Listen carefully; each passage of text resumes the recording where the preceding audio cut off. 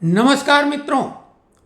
संसद को comedy circus बना दिया प्रतिपक्ष के नेता स्वनामधन्य राहुल गांधी ने। कुछ भी अनाप शनाप जो मन में आता है वो बोल देते हैं सदन में। प्रतिपक्ष के नेता की मर्यादा को तार तार कर दिया। अभी कल उन्होंने अपनी समझ से इतनी विद्वतापूर्ण बात की कि उन्हें लगा कि सत्ताधारी दल भी आश्चर्यचकित हो जाएगा उनके सनातनी ज्ञान पर, क्योंकि कांग्रेस और राहुल गांधी सनातन के घोषित रूप से शत्रु बन चुके हैं। लेकिन वो सनातन को भगवान शिव और कल उन्होंने महाभारत के बारे में अपने ज्ञान का प्रदर्शन किया है। स्वाभाविक है वो ज्ञान उनकी टीम ने उनको प्रदान किया, हालांकि उन्होंने उसे अपनी रिसर्च बताया। लेकिन ये जिस तरीके से लगातार चुनाव में फेल हो रहा है, इसकी रिसर्च भी फेल हो गई। इन्होंने युवाओं और अग्निवीरों को अभिमन्यु निरूपित करते हुए मोदी सरकार के चक्रव्यूह में घिरा हुआ बताया और अपने ज्ञान के भंडार में से उन महारथियों का नाम भी बाकायदा बोला कि कैसे द्रोण, कर्ण, कृपाचार्य, अश्वत्थामा, शकुनी और कृतवर्मा ने मिलके व्यूह में अभिमन्यु को फंसा के मार दिया था।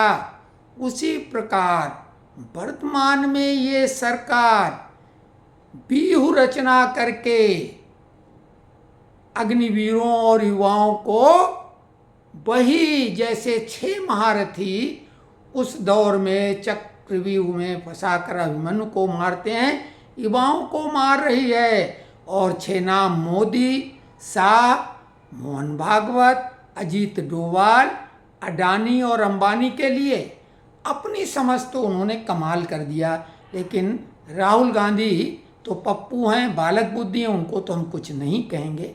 लेकिन जब कहीं रामायण, महाभारत, पुराण, शास्त्र, गीता, उपनिषद की बात करें तो सोच समझ कर करें। रिसर्च की बात भी करते हैं। आपने नाम भी लिए तो आपकी जानकारी दुरुस्त कर दें आपकी टीम की कि महाभारत का जो उल्लेख किया आपने उसमें मुख्य व्यक्ति का तो नाम ही नहीं लिया। 6 लोगों का नाम लिया, लेकिन जो प्रमुख व्यक्ति था जयद्रथ, दुर्योधन का बहनोई, जैसे आपके बहनोई रावण वाड्रा हैं तो दुशाला के पति जो जयद्रथ थे, प्रमुख रोल तो उस व्यक्ति का था और उसी को मारने की प्रतिज्ञा अर्जुन ने दूसरे दिन ली और उसका सर धड़ से जुदा किया था, सर तन से जुदा कर दिया था अर्जुन ने अपनी प्रतिज्ञा से। तो आपने सही बात बता ही नहीं पाई। अब रही बात कि वास्तव में व्यूह कौन रच रहा है। एक व्यूह की बात और की आपने अपने ज्ञान के प्रदर्शन को, हालांकि करीबी मामला था। उन्होंने चक्रव्यूह को पद्म व्यूह बताया कि उसको पद्म व्यूह बोलते हैं। पद्म मतलब कमल व्यूह, यानी पद्म मतलब कमल व्यूह। और मोदी उसको अपनी छाती से यानी दिल से लगा के रखते हैं उस कमल को। तो उनको ये मालूम ही नहीं, उनकी टीम को, कि चक्रव्यूह अलग है और कमल व्यूह अलग है। निश्चित तौर से महाभारत में जब दूसरे दिन का युद्ध होता है चक्रव्यूह के बाद, तो दूसरे दिन कमल व्यूह की रचना द्रोणाचार्य करते हैं, क्योंकि चक्रव्यूह भेदन की क्रिया अर्जुन जानते थे, लेकिन कमल व्यूह जिसको वो पद्म व्यूह बोल रहे थे उसकी भेदन की क्रिया अर्जुन भी नहीं जानते थे, क्योंकि उनके गुरु द्रोणाचार्य थे। उन्होंने अर्जुन को नहीं सिखाया था, चक्रव्यूह भेदन की क्रिया को सिखा चुके थे।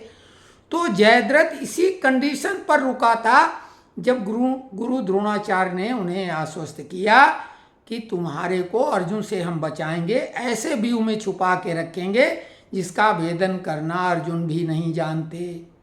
तभी वो रुका, नहीं तो वो सिंधु देश का राजा था, वो वहाँ भाग रहा था मैदान से, तो वो रुक गया था।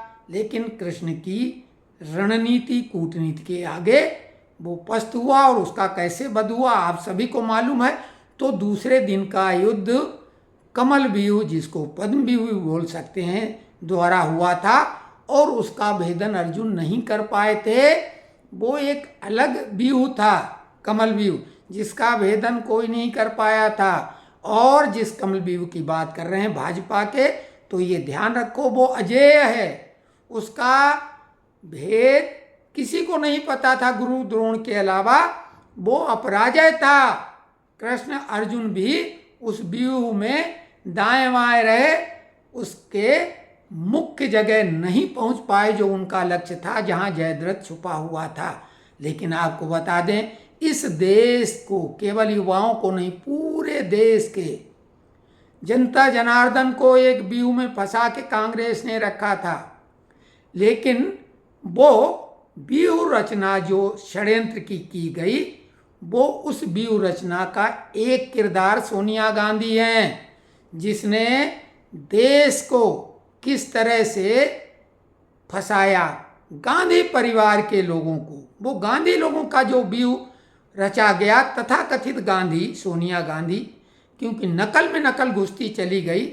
जिस तरीके से इंदिरा गांधी गांधी नहीं थी, फिरोज गांधी गांधी था और वो गांधी बन गया, और गांधी का नाम लेके ये परिवार आगे बढ़ा, इंदिरा गांधी बनी, संजय गांधी, राजीव गांधी और फिर उनकी पत्नी इटालियन, ये भी गांधी हो गई।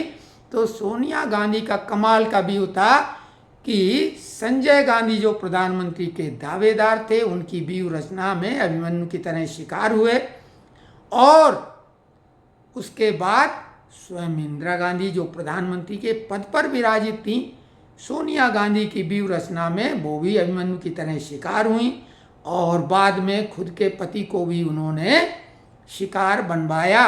ये कोई कल्पनीय बात नहीं है। ठक्कर आयोग ने इंदिरा गांधी, और तमाम जो सोशल मीडिया पे चीज़ें मौजूद हैं, संदेह की सुई पूरी तरह संजय गांधी के मामले में भी जाती है और राजीव गांधी के। क्योंकि ध्यान दो, इन सब की मौत के बाद में लाभ किसको मिलने वाला था? इनकी हत्या, अस्वाभाविक जो मौत हुई, उसका लाभ किसको मिला या मिल सकता था? तो कुल मिला के सामान्य से केस में भी अगर जांच परख होती है, तो जिस पे शक की सुई होती है उसी को आरोपी पहले बनाया जाता है। भाजपा सरकार क्या कर रही है? ठक्कर आयोग की रिपोर्ट राजीव गांधी ने सदन के पटल पर नहीं आने दी थी, कुछ अंश अखबारों के द्वारा आए।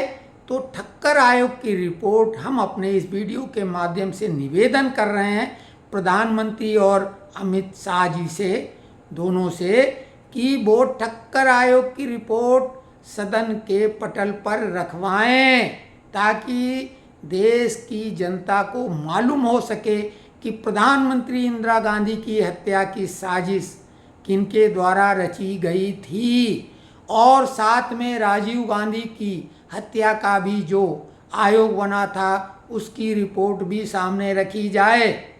लेकिन ऐसा भाजपा क्यों नहीं कर रही है? साथ में आदरणीय बुलडोजर बाबा से भी निवेदन है कि सुकन्या केस की फाइल फिर से खुलवाई जाए।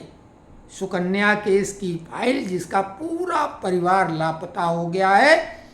आदरणीय योगी जी से निवेदन है, आप सभी लोग भी गुहार लगाएं ताकि अपराधी अंजाम तक पहुँचे।